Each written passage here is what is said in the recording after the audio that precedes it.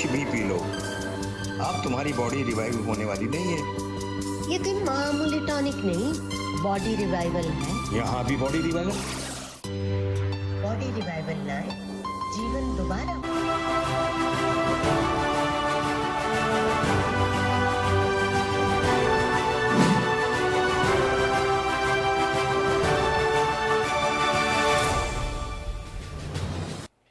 Break के बाद खबर संध्या में आपका स्वागत है। बात करेंगे उत्तर प्रदेश की संगम नगरी प्रयागराज की, जहां कोविड-19 महामारी से बचने के लिए रेलवे पुलिस द्वारा जागरूकता अभियान चलाया गया। प्रयागराज रेलवे स्टेशन पर जीआरपी, आरपीएफ समेत स्थानीय पुलिस की संयुक्त टीमों ने स्टेशन पर मौजूद यात्रियों को मास्क बांटे और पैम्पलेट लगाकर आने वाले मुसाफिरों को जागरूक किया। इसके अलावा प्रयागराज रेलवे स्टेशन पर काम करने वाले कुलियों ने भी स्टेशन के बाहर खड़े होकर सोशल डिस्टेंसिंग के साथ 2 गज की दूरी, मास्क है जरूरी के पैम्पलेट लेकर यात्रियों को जागरूक किया। प्रयागराज पुलिस द्वारा इस कार्यक्रम के आयोजन का मकसद सिर्फ इतना था कि कैसे लोग खुद सुरक्षित रहें और दूसरों को भी सुरक्षित रखें। जिस तरीके से कोरोना वायरस महामारी को लेकर पूरे देश में हाहाकार मचा हुआ है, भले ही संक्रमितों की संख्या पहले के मुकाबले कम हो, लेकिन कोरोना का खौफ अभी खत्म नहीं हुआ है और इसी के चलते प्रशासन, शासन द्वारा समय समय पर लोगों को निर्देशित किया जा रहा है कि वो 2 गज की दूरी बहुत जरूरी की तर्ज पर जीवन गुजारें और साथ ही साथ यदि घर से बाहर निकले तो मास्क लगाकर ही निकले, अन्यथा उन पर दंडात्मक कार्रवाई भी की जाएगी। तो इस तरीके से रेलवे पुलिस द्वारा ये जागरूकता अभियान उत्तर प्रदेश की संगम नगरी प्रयागराज में, तस्वीरों में आप देख सकते हैं, हाथों के पैम्पलेट लोगों को बांटे जा रहे हैं। इस पैम्पलेट में जागरूकता से संबंधित सभी चीजों का जिक्र किया गया है। पुलिस प्रशासन की यही मांग है कि लोग सचेत रहें, सतर्क रहें, सजग रहें, ताकि कोरोना का जो एक बार फिर जो लहर इस पूरे देश में सुनामी की तरह आने को तैयार है, उसकी चैन को समय रहते तोड़ा जा सके। ये कोविड-19 को देखते हुए जन जागरूकता अभियान के तहत ये हम लोग मुहिम चला रहे हैं, जिसके तहत पोस्टर भी चिपकाया जा रहा है और साथ ही साथ मास्क भी दिया जा रहा है, वितरित किया जा रहा है, ताकि उन लोगों को मास्क लगा करके सुरक्षित किया जा सके। ये अवेयर करने का काम हम लोग कर रहे हैं ताकि ये जो कोविड-19 का प्रसार हो रहा है, इस खतरे को देखते हुए सभी लोग सतर्क हो जाएं और अपने बचाव का उपाय करें। और एक बड़े हादसे की खबर आ रही है उत्तर प्रदेश के कौशाम्बी जिले से, जहां सड़क हादसे के दौरान 8 लोगों के मारे जाने की खबर सामने आ रही है। खबर के मुताबिक शादी समारोह से लौट रही सड़क किनारे खड़ी स्कॉर्पियो पर बालू से लदा ट्रक पलट गया। इस हादसे में स्कॉर्पियो में सवार ड्राइवर समेत 8 लोगों की बड़े ही दर्दनाक तरीके से मौत हो गई, जबकि 2 लड़कियों ने गाड़ी से कूदकर किसी तरह अपनी जान बचा ली। बारातियों से भरी स्कॉर्पियो में तकरीबन 10 लोग सवार थे। पुलिस के मुताबिक मृतकों में 3 परिवार की 6 महिलाएं और बच्चे शामिल हैं। बताया जा रहा है कि कौशाम्बी जिले के कड़ाधाम कोतवाली इलाके के देवीगंज चौराहे पर यह भीषण हादसा हुआ है। हादसे की जानकारी मिलने के बाद कौशाम्बी के डीएम समेत पुलिस के आलाधिकारी घटनास्थल पर पहुंचे। क्रेन की मदद से ट्रक को किसी तरह हटाया गया। डीएम की यदि माने तो ट्रक का टायर फट गया, जिससे वो स्कॉर्पियो के ऊपर पलट गया। बताया जा रहा है कि कोखराज थाना क्षेत्र के शहजादपुर से बारात कड़ाधाम कोतवाली इलाके के देवीगंज गई, जहां रास्ता भटक जाने के कारण गाड़ी सड़क किनारे खड़ी थी, तभी ये हादसा हुआ। मौके पर पहुंची पुलिस और आलाधिकारियों की टीम ने गैस कटर से काटकर किसी तरह लोगों को बाहर निकाला, लेकिन इस हादसे में 8 लोगों के मौत की आधिकारिक पुष्टि हो चुकी है। ड्राइवर था और 7 अन्य सदस्य थे और ये ट्रक के पलटने के कारण उसमें से जितने 7 परिवार के सदस्य और 1 ड्राइवर, इनकी मृत्यु हुई है। 2 डेड बॉडी अभी, उसमें से 2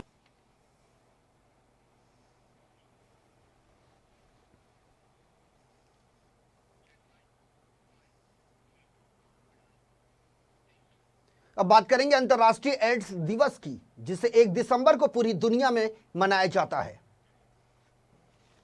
हमारे समाज में इस बीमारी को लेकर अभी भी कई प्रकार की भ्रांतियां हैं। लिहाजा HIV से पीड़ित रोगियों को अधिक मानसिक संकट का अनुभव होता है। अक्सर लोग ऐसे मरीजों से बात करने से कतराते हैं। इसके साथ ही इस बीमारी के बारे में समाज में जागरूकता का बड़े पैमाने पर अभाव है। संयुक्त राष्ट्र ने एड्स के बारे में जागरूकता बढ़ाने के लिए विश्व एड्स दिवस मनाने की शुरुआत की। एक मरीज को एड्स होने के बाद अक्सर कई तरह की अफवाहें फैलाई जाती हैं। महाराष्ट्र के संगम गांव खड़गांव तहसील में साल 1998 से संतोष पवार नाम के एक व्यक्ति द्वारा समाज सेवा की जा रही है। संतोष अपना एक संगठन भी चलाते हैं जिसका नाम है स्वयंवर प्रीत संगठन। यह मुख्य रूप से HIV पॉजिटिव बच्चों और युवाओं के लिए काम करती है। स्वयंवर प्रीत सामाजिक विकास संगठन में 22 लड़के और लड़कियां HIV से संक्रमित हैं जिनका संतोष पवार घरेलू रूप से उपचार कर रहे हैं। संतोष द्वारा किए जा रहे समाज सेवा कार्य में उनका पूरा परिवार उनका साथ देता है, जिसमें उनकी पत्नी उज्ज्वला संतोष पवार बच्चों के लिए भोजन पानी की व्यवस्था करती हैं। HIV पॉजिटिव बच्चों की देखभाल कैसे करें, इस तरीके से समाज में अलग अलग तरीके की भ्रांतियां हैं। अक्सर घर पर एड्स वाले व्यक्ति का इलाज अलग तरीके से किया जाता है।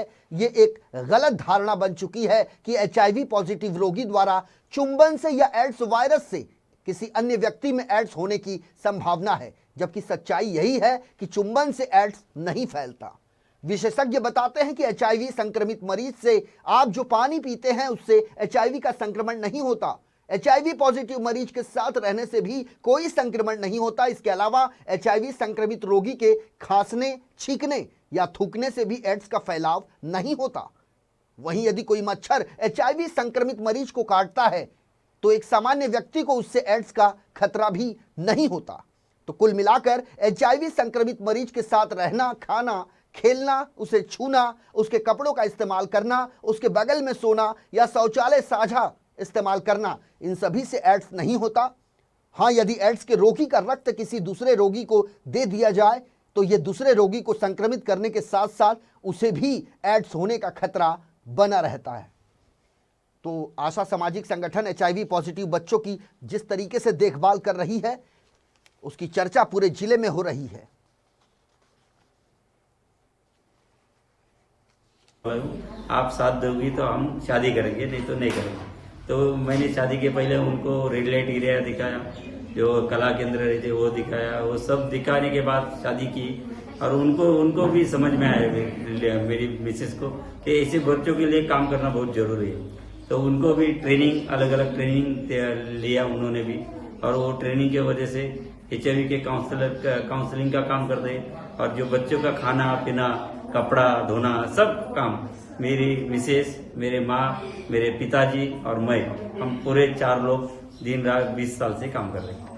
यहाँ पे काम के सिलसिले में आए थे, लेकिन ये जो एड्स का दिन का जो दिन साजरी हो रहा है, तो मुख्य कारण इस संस्था में आने का हमारा ये है कि चलो आज के दिन यहाँ पे आएंगे, इस बच्चों को कुछ ना कुछ मदद, या खाने की मदद होगी, कपड़ों की मदद होगी, अन्य कोई आरोग्य की मदद होगी, ये हर साल हम इनको देते हैं। आज भी हमने देने का फैसला किया है। हमारी सब कोर कमेटी यहाँ पे हाजिर है, बच्चों के साथ हमने बात की है और ऐसा लगता है कि चलो इन बच्चों को कुछ ना कुछ सीखने को मिलेगा।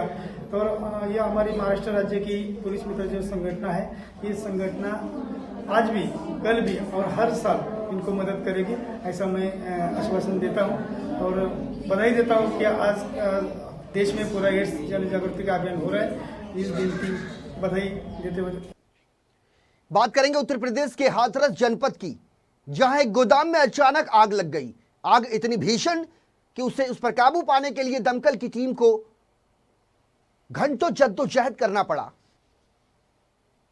मौके पर मची अफरा तफरी के बाद किसी तरह आग पर काबू पाने की कोशिश की गई।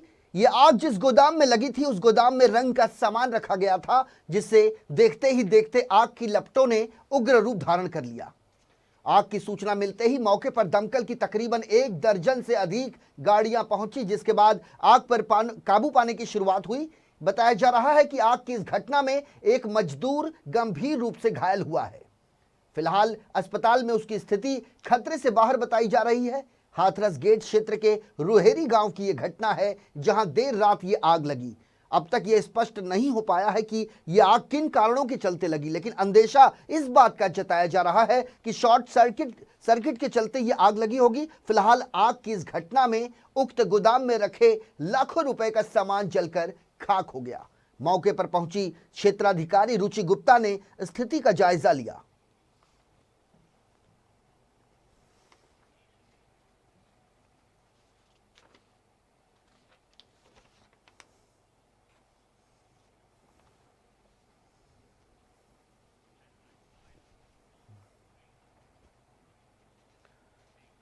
और अब बात करेंगे हर्ष फायरिंग की। उत्तर प्रदेश में शादी समारोह में अक्सर दबंगों को अपनी राइफल, अपनी पिस्टल लहराते हुए देखा गया है, हर्ष फायरिंग करते हुए देखा गया है। इस हर्ष फायरिंग की घटना में कईयों को अपनी जान गंवानी पड़ी और इसकी गंभीरता को देखते हुए शादी समारोह की सरकार प्रशासन द्वारा अनुमति मिलने के बाद अब हर्ष फायरिंग पर पुलिस की पैनी नजर है। आपको बता दें कि शादी समारोह में कई ऐसे लोग होते हैं जो फायरिंग करते हैं। वहीं अब प्रशासन और शासन द्वारा हर्ष फायरिंग पर रोक लगाने के लिए एक बड़ा कदम उठाया गया है। यहां पर पुलिस अब सभी शस्त्रधारियों के वैध हथियारों का सत्यापन करने में जुटी है। नगर के सभी शस्त्र धारकों को पुलिस थाने बुलाकर शस्त्रों और गोलियों का सत्यापन किया जा रहा है। अपर पुलिस अधीक्षक त्रिभुवन त्रिपाठी इस काम के लिए जी जान से जुटे हैं। त्रिपाठी की यदि माने तो सत्यापन के तहत शस्त्र का गोलियों से मिलान किया जा रहा है। चूंकि अक्सर यह देखा जाता है कि शादी विवाह में लोग ज्यादातर हर्ष फायरिंग करते हैं, जिसकी वजह से कोई ना कोई घायल हो जाता है। तो कुल मिलाकर हर्ष फायरिंग पर अब यूपी सरकार की नजर है, इसलिए इस पर अंकुश लगाने के लिए लोगों के वैध असलहे और गोलियों का सत्यापन किया जा रहा है। शासन के आदेश के क्रम में शस्त्रों का सत्यापन किया जा रहा है, जिसमें लाइसेंसी को बुला करके ये पूछा जा रहा है कि 2018 के बाद, सन 2018 के बाद आपने कितने कारतूस खरीदे हैं, उसका क्या प्रयोग किया गया है। क्योंकि शस्त्र का दुरुपयोग करने की बात सामने आई है, ये सामने आया है कि लोग लाइसेंसी शस्त्रों से हर्ष फायरिंग करते हैं या इस तरह की बातें करते हैं, तो इसी क्रम में ये सत्यापन किया। और अंत में बात करेंगे उत्तर प्रदेश की जेलों की, जहां घंटा बजते ही कैदियों की दिनचर्या शुरू हो जाती है और घंटा बजते ही लोग अपने अपने बिस्तर पर चले जाते हैं। घंटा कुछ वर्गों के लोगों के लिए जीवन का अहम हिस्सा बन गया है, लेकिन किसी की जिंदगी घंटा बजने से ही चलती है। शायद आपने ऐसा कभी नहीं सुना होगा। जिला कारागार व सेंट्रल जेल समेत प्रदेश के हर जेल में कैदियों के लिए घंटा बजना सुबह की शुरुआत की निशानी है। कैदियों का खाने से लेकर सोने तक का समय घंटा बजने पर निर्धारित होता है। यह व्यवस्था अंग्रेजों के जमाने से चली आ रही है। जेल में सिपाहियों की ड्यूटी के लिए भी जेल के बैराक में एक भी घड़ी नहीं होती। वहीं यूपी के कौशाम्बी जिला जेल में सुरक्षा के चलते पूरे परिसर में महज 2 घड़ियां लगाई गई हैं, जो कैदियों की सुरक्षा को ध्यान में रखते हुए लगाई गई हैं, क्योंकि कई बार कैदियों ने घड़ी को तोड़कर अपने नापाक मंसूबों को अंजाम दे दिया। कौशाम्बी जेल में अपराधी समेत तकरीबन 700 से अधिक न्यायबंदी हैं। प्रदेश के हर जेल में हर बीते घंटे के बाद 1 घंटा बजाया जाता है। बंदियों की रक्षा करने वाले रक्षक भी अपनी ड्यूटी घंटी के मुताबिक करते हैं। बंदी रक्षक ब्रिटिश काल से ही 4 घंटे की ड्यूटी करते हैं। उन्हें लगातार मूवमेंट करना होता है, वो बैठ या खड़े नहीं हो सकते। इसके साथ ही जेल में पचासा लगाया जाता है। पचासा में जेल के घंटी को 50 बार बजाया जाता है। इसी पचासा से कैदियों की दिनचर्या चलती है। पहला पचासा सुबह 5:30 पर लगता है, जिसके बाद बैरक को खोला जाता है। बंदियों को खाने पीने के बाद अपने अपने काम पर लग जाना होता है। दूसरी घंटी को तिकड़ी कहते हैं, जो सुबह 7 बजे लगाई जाती है। इस घंटी का मतलब होता है जेल में सब कुछ कुशल मंगल है। 11 बजे तीसरी घंटी बजती है, जिसमें बंदियों को आराम फरमाने के लिए 1 घंटे का वक्त मिलता है। 1 बजे फिर से पचासा लगता है, तो बंदी अपने काम में फिर से लग जाते हैं। 4:30 तक काम में 4:30 पर आखिरी बार पचासा लगता है, जिससे काम बंद कर दिया जाता है। जेल में काम करने वाले बंदी बताते हैं कि शाम के पचासा लगने के बाद आदमी के साथ साथ जेल में जानवर भी काम नहीं करते। जेल वापस जाने लगते हैं और अपनी घंटी से जेल गेट पर जाकर घंटी हिलाकर जेल का दरवाजा खुलवाते हैं। और भोजन करने के बाद गिनती होते ही आराम करने सोने चले जाते हैं। आम घंटियों के अलावा यहाँ एक ऐसी भी घंटी है जिसके बजते ही न सिर्फ अपराधी बल्कि अधिकारियों के भी हाथ पांव फूलने लगते हैं। दरअसल जेल परिसर में यदि कोई अनहोनी होती है तो पगली शब्द की घंटी को लगातार 10 मिनट तक बजाया जाता है। यदि जेल में किसी की मौत या फिर दो गुटों में या अपराधियों में संघर्ष या कोई कैदी जेल से भाग जाए तब यह घंटी बजाई जाती है, जिससे जेल के सभी कर्मचारी अलर्ट हो जाते हैं। तो ये हमने आपको बताई उस 50 की दास्तान जो उत्तर प्रदेश की जेलों में इस्तेमाल की जाती है।